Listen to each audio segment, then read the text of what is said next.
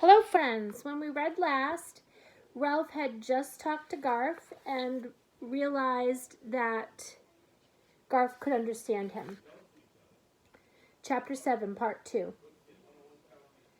Your crash helmet?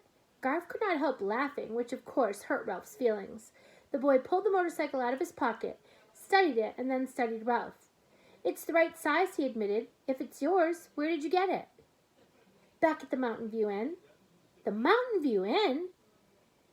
Garth was surprised. What were you doing there? It's my home, said Ralph with dignity. A boy who was a guest there gave it to me.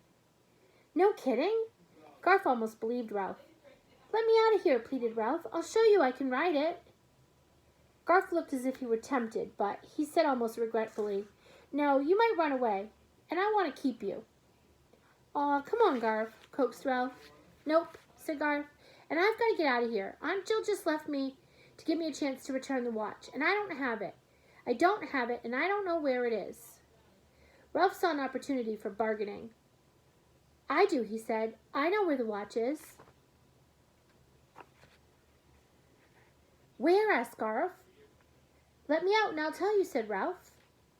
No, said Garth. I'm going to take you home with me. Your mother won't like it, said Ralph. She'll make you get rid of me. He knew by the look on Garth's face that he had struck a sensitive spot, so he continued. She'll say I'm messy, and she'll say I smell.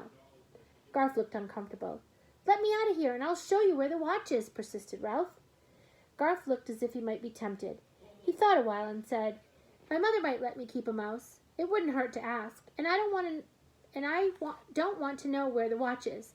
If anyone saw me trying to return it, they would say I stole it, and I didn't. Ralph's hopes dwindled. I know you didn't steal it, he said, because I know who did. Who? Naturally, Garth was curious to know the name of the real thief. Ralph considered. Should he tell or should he not tell? He decided that telling might convince Garth that he was trying to help him. Catso, he said. Catso the cat took it. Garth gave Ralph a look of disgust. Now I know you're lying, he said. What would a cat do with a watch? Ralph was beginning to feel frantic. Pretend it's a mouse. Play with it. Toss it around. You know what cats do. Garth grinned. For such a little fellow, you sure have a big imagination. I'm not imagining it, said Ralph. Catso took it. I saw him. Honest. Aw, you just don't like cats, said Garth, and started to leave. Ralph sat miserably back on his haunches. Well, even if you don't believe me, don't forget to feed me. Glad you reminded me, said Garth, and gave Ralph a generous supply of food before he left the craft shop. He paused by the bamboo where he had found the motorcycle, stirred the leaves with his foot, and uncovered the thistledown-lined half of a ping-pong ball, which he picked up and examined. He glanced back in Ralph's direction before he put the helmet in his pocket and went on to his lodge.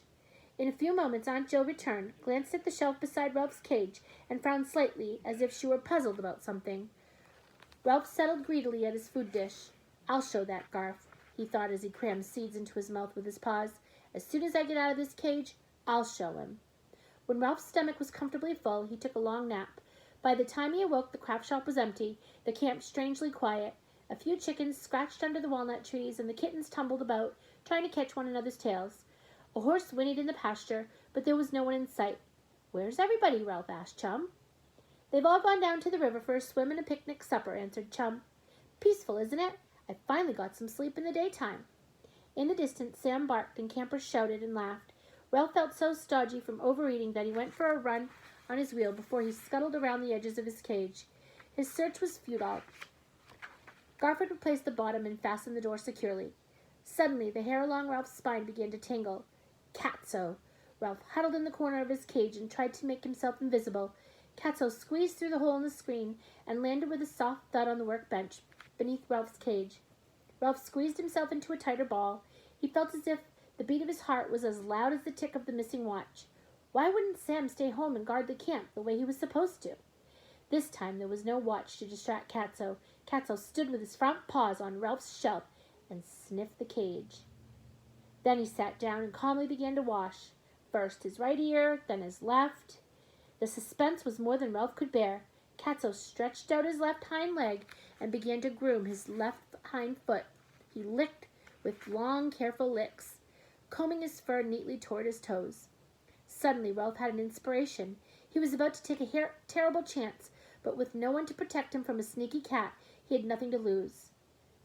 Anything was better than cringing in a corner, waiting for that beast to wash and comb every single hair on his body. Okay, we'll see what happens tomorrow. That's a long chapter. We'll see what happens with Catso and Ralph.